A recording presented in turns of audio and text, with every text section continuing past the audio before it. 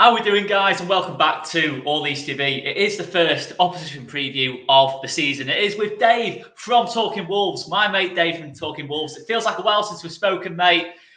It's been a while. It has been a while, but obviously differing fortunes for both clubs over the last sort of 12 to 18 months. But we're back again on level terms-ish going into this season.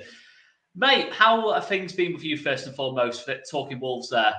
Yeah, all good, thank you. I was hoping that our transfer business in pre-season would be a little bit busier, which it hasn't. We've only got the one signing in so far, so hopefully it starts, kicking off a little bit more. As you know, with a fan channel, you want transfers and rumours to be talking about, and we haven't had much of that, unfortunately, this summer. But overall, Wolves season a little bit, ever since we lost out to Leeds, to be fair, at Molineux, our season just went downhill. So it was good to have a little break, and then fingers crossed it's going to be a positive season coming up.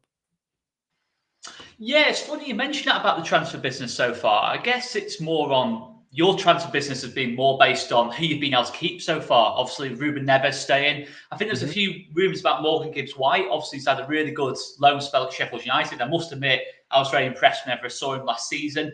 And I think he was actually on our radar for a little bit as a potential Rafinha replacement. Obviously, Pedro Neto back, hopefully for you guys fully fit as well. It's been massive, hasn't it, for you guys keeping those players on board, I guess. Well, certainly at the time of speaking, 1st of August, it looks like they are going to stay certainly beyond this window.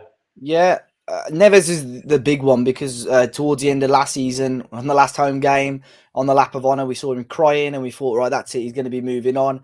And part of me thinks that's what the club thought as well. I think they thought, right, sale of Neves, and that will basically give us the funds to do what we want to do. And now part of me is thinking that because clubs haven't wanted to spend the money on Neves, yes, it's great he's still here, but at the same time, it's sort of restricted our transfer business slightly. But I'm really happy that he's still here. Morgan Gibbs-White is obviously another one that, like you said, had a really good season last year at Sheffield United. The issue with him is that he's been sort of burnt a couple of times at the club. We've been messed around a little bit, and Wolves want to give him a new deal, and he's still unsure whether to sign that. He's got 2 years left on his deal, and we've had an issue over the last 12 months with a couple of players that have got 2 years left on their deal. They're sort of running these deals down. So difficult decision for Wolves to make, but you're right. Forest, yourselves, Crystal Palace, Everton have all been linked with him. But he's had a good pre-season. I'm really looking forward to seeing what he can do. And obviously Pedro Neto as well, injured for the majority of last season, but had a really sharp end to the season and a really good pre-season so far. And I think he's going to be one of the main men for Wolves this year. That's great to hear. That's great to hear. Pedro Neto's in good form. Always good to hear that. No, he's a top player. Let's be honest. He is a superb player. I remember, obviously, the season before last, when he did get that injury, that was a massive blow to Wolves. But I was super impressed by Neto. But how's pre-season been in general, results-wise, performances? Obviously, the back end of last season wasn't great for Wolves. Obviously, it looked like it was going to be a potential top 7. In the end, you dropped down to 10th, really unexpectedly, certainly from our kind of point of view at All East TV. I mean, has it kind of kick-started again since pre-season? Have you been able to get the momentum back so far? Yeah, like I said a little bit earlier on, we had a difficult spell. We had Arsenal quite close, home and away, quite close to each other, which was when we were in and around the top 6. We lost out in both of those games, and then we played you guys and 2-0 up and threw it away and lost out 3-2. And like I said, that just started a real big downfall for Wolves. Jimenez was suspended for a little while. I think we only won 1 game for the rest of the season after that in sort of 14, 15 games. So we had a really, really poor run. So the end of the season almost came at the right time for Wolves, but we really need to start the season a lot stronger. Pre-season's been good. We've had 2 sort of mini tours, taken a huge group of players, including a lot of 23s. So on paper, you'll look at some of the results, and there have been some defeats for Wolves, but the games that we've actually played our first team and strongest players in are the games that we've won and given positive performances. The back 5, back 3, which we've seen Wolves use ever since the start of Nuno Espirito Santo's reign at the club, has gone this pre-season. It's the first time we've seen a back 4 for a long, long time, but it's allowed us to get more players forward, a lot more attacking, because that was an issue for Wolves last season, the lack of goals. So yeah, pretty much every game so far this pre-season, we've seen Wolves switch to a back 4, which obviously shows that that's probably how we're going to start on Saturday against Leeds. That's very interesting, because that's one of the questions I had noted down here. And we might as well jump into that in terms of how you will possibly potentially line up on Saturday afternoon. And part of my first question, Dave, was the back three staying? So switching to that back four, what are you kind of expecting then on Saturday in terms of how Wolves will set up going into this one? Well, I think fans are excited because, like I said, the back five has done well for us. It's done a job. We saw probably 3 seasons of it, where it was some of the best football that we'd ever seen at Molineux, or at least I'd ever seen. But the last 2 years, the last one under Nuno was a little bit underwhelming, a lot very negative, and I don't think it was obviously the absence of Jimenez with his major injury didn't help. And then last year, Bruno Lage really did tighten us up defensively. We had, for the majority of the season, one of the best defensive records in the league. But going forward, it was abysmal. And fans pay the money, they buy a season ticket because they want to see exciting football, they want to see goals, and we just didn't see that at Molineux. So I think Bruno Lage is coming in and wants to change all of that. I think he's gonna be ruthless. The team that we started with against Sporting on Saturday is probably close to what I would expect to see start against Leeds, and that didn't include the likes of Conor Cody, which is obviously going to be a big talking point, not just in the Wolves fan base, but across the Premier League fans, I think, because obviously Cody's been a big part of the England setup behind the scenes as well. But pretty much how we've started, I think with the absence of Jimenez, it'll be a 4-3-3 for Wolves. Probably a back four of Aït-Nouri, Nathan Collins, who's a new signing, Max Kilman and Johnny. Then Donker, Neves and Moutinho in the middle. And then a front three of Morgan Gibbs-White, who you mentioned earlier, Neto, who we spoke about, and Daniel Podence. That's a good team, Matt. That's a good team.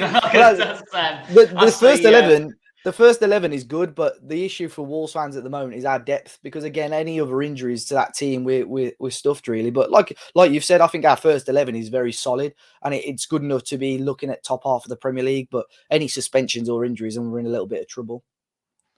We're in kind of a similar situation, and to be honest, Dave, speaking to a lot of fans who are kind of in that kind of like mid-table region, maybe a little bit higher, kind of where you guys found yourselves for much of last season. You know, speaking to West Ham fans, Leicester fans, Brighton fans, it was all about the depth, and maybe that is the big gap between ourselves and maybe pushing on to kind of like the top 6 or top 7, or really becoming consistent teams. I think that is the biggest issue, and obviously Jimenez, who you've already alluded to, being injured, gives obviously Morgan Gibbs-White opportunity. So Morgan Gibbs-White, we'd expect to be kind of a false 9 as such in that system. He's been playing off. He's been playing off the right a lot more, actually. But I think with the flexibility of Neto, Podence and Morgan Gibbs-White, it's one of those where they'll probably interchange and change positions throughout the game. A lot of people have expected Morgan to be that false 9. It's where he played quite a lot for Sheffield United. But I think him and Podence are very flexible in the way they play, and Neto. So I think it's going to be one of those where it's good in a way, because it'll be a really fluid front line, and I think it'll cause Leeds some problems. Yeah, I think certainly in that game back in March, I think obviously when I know Jimenez did get sent off in that game, but the interchange did cause a lot of problems. I think especially Trincão, who played that game, I think probably had his best game for Wolves in that kind of particular game. He was absolutely unplayable, I thought. And I can't actually quite recall who played on the left, but that front three was interchanging all the time. It's not so bad now that we've moved away from man-to-man marking, but I still feel like it can cause us some problems. I think what we've found in pre-season is we play a very high line. I'm sure a lot of the people who watch this will agree. We're playing a high line, and we're getting caught quite a lot of the time with passes over the top. Obviously, when you've got people like Ruben Neves there, João Moutinho, that's a concern. That's a massive concern to us. Obviously, you've got that pace and trickery going forward as well. So there's definitely areas there where I think we both alluded to where Wolves can definitely hurt us. But one battle I'm really looking forward to is the midfield. I think both teams, for me, I don't know if you'd agree with this, Dave, I think both teams' strengths are in midfield. I think obviously we've made some really good recruitment in there. Tyler Adams, Mark Rocker, we've got a bit of, not massive Champions League experience, but there is Champions League pedigree there.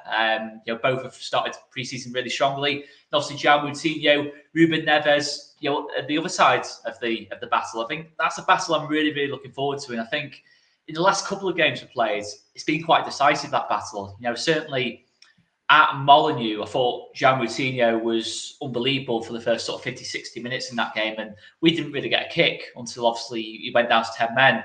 And that just felt like a real decisive factor in these games. I mean, is that how you see it? Is that the main area where this Wolves team can really hurt us? Yeah, I think so. And like you said, I think Wolves will play quite a high line as well, with the new system. So it'll be interesting to see. It could be one of those games where both teams are quite cautious, or at the same time, both teams might just go for it, and we could have an absolute classic. Who knows, with the amount of attacks and shots on goal. But yeah, I think that is a big area. I know when we played you early that game we're talking about, Molineux, Neves came off injured quite early, and Trincao was actually the guy that came on, and we had to change our system. But yeah, for sure, I think if Neves and Matinho aren't on it, the rest of Wolves just we fall apart. So, you know, Calvin Phillips is obviously going to be a big loss to you guys, but you've brought in two experienced, although, you know, still got a lot of age, you know, age on their side, two players that have had top level experience, which are going to be huge pluses for you. So I think that will be where the game is won and lost. And like you said, with the high lines of both teams, we're going to be relying on these midfielders to either win the ball back or distribute the ball. So yeah, whoever has a top game throughout the middle is probably going to be decisive on who wins the game. It's actually sounding quite exciting, this game on Saturday, because I'm so used to Leeds versus Wolves, where you guys score early and we just can't break you down. Obviously, you managed the game superbly. I think, to be fair, you won the best in terms of game management, in terms of slowing the game down. Yeah. You know, listen, I've got no real problem with how Wolves play. There's a lot of like complaints in this lot about, you know, sometimes, what's the best word for it? Smart tactics. You know, still cheap fouls and this lot. But I know what you mean. Yeah, it's frustrating when you play against it. But I respect the way Wolves play. You know, in terms of the way you go about it, and it's going to be difficult, obviously, if we do concede first. But basically, from what you've said, in terms of you playing a higher line, bit more expansively, you know, the back four. I think Nathan Collins, who I think is a really good signing, by the way. I think had he been playing much to our detriment, if Nathan Collins had got into that Burnley team quicker, we'd have been probably looking at the Championship, to be totally honest with you. I think he made a massive difference to Burnley's back line. So I really do rate that signing. But it feels to me like this is going to be a little bit more open. You know, 4-3-3 against 4-2-3-1. A lot of good attacking difference makers on the pitch. I do feel like it's not just going to be a case of one team scores and then it just turns into like a 1-0, 1-1, boring-ish kind of game. I feel like we might have another Molineux type classic here. Yeah, I think that's the one thing that not just, well, that Premier League fans have got to expect. Wolves will probably concede a lot more goals this year. But on the flip side of that, I'm hoping that we're going to be scoring a hell of a lot more goals. So, yeah, as long as I'm not sure my heart could take a 4-3 or a 3-3 every week. But as long as we're scoring more goals, playing more exciting football, which we've definitely seen. What Wolves are lacking at the moment is a proper number 9. Obviously, we've had that with Jimenez for a little bit during pre-season. And when he played, he was good. But we only saw him twice out of the sort of 5 or 6 pre-season games we had. We loaned Fabio Silva out. We didn't bring anyone in for him. So we're going to be playing against Leeds United unless things change in the next few days, which I can't see happening. We're going to be playing Leeds United without what I would call a recognised striker. But other than that, I think it's going to be end-to-end stuff. You know, it's going to be interesting. I think, correct me if I'm wrong, but Leeds under Marsh playing quite sort of a narrow way. It's how Ralph Rangnick played with United, and we absolutely... we played them off the pitch in January when we played United. So I'm hoping Bruno Lage is, you know, clever to that and can read that. But it's definitely not going to be an easy game. I think there's going to be a lot of energy from Leeds United, which could cause Wolves problems later on in the game. Yeah, no, definitely spot on in the sense of we are a lot more narrow now than what we were under Marcelo Bielsa. But I'm hoping it can kind of give us that little bit more...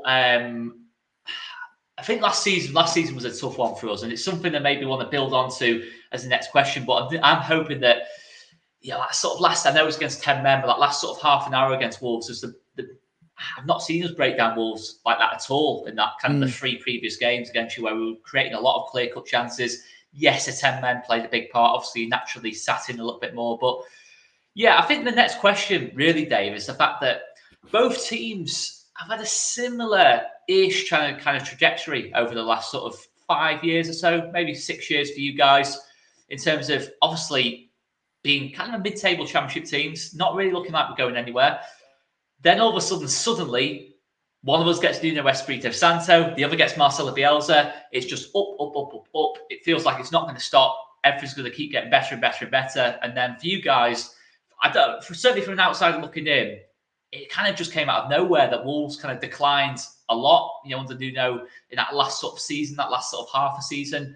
I know obviously injuries played a part, but there's a big drop off, and it was similar to us last season. I mean, do you feel it seems a bad thing to say? Obviously, you guys finished 10th last year, but still, it's lower than what you were finishing under Nuno at his peak. Do you feel like it's kind of hit its peak for these both teams, or do you think this season could be the season where both get each other back on track almost and get pushing up that table again and get back towards those kind of heights that we were kind of enjoying this time 2-3 years ago? Yeah, it's a strange one there because it's almost as if I don't know what to expect. I'm always quite positive, and I always, looking at the team now, like I said earlier, it's a good 11, and if we can stay injury suspension free, we've got every right to be sort of challenging for the top half again. I think the issue for Wolves is that the investment is significantly dried up. You saw us in the Championship the first year in the Premier League. Our owners were throwing money; they really wanted to make it work. Recently, for one reason or another, I don't think don't know if it's the impact of COVID. I don't know if it's if we go political, looking into what's going on in China. I don't know why the money has stopped. The club want us to be self-sufficient and self-sustainable, which is fair enough. But we haven't had any major sales, really, to be honest. So that's probably one of the reasons.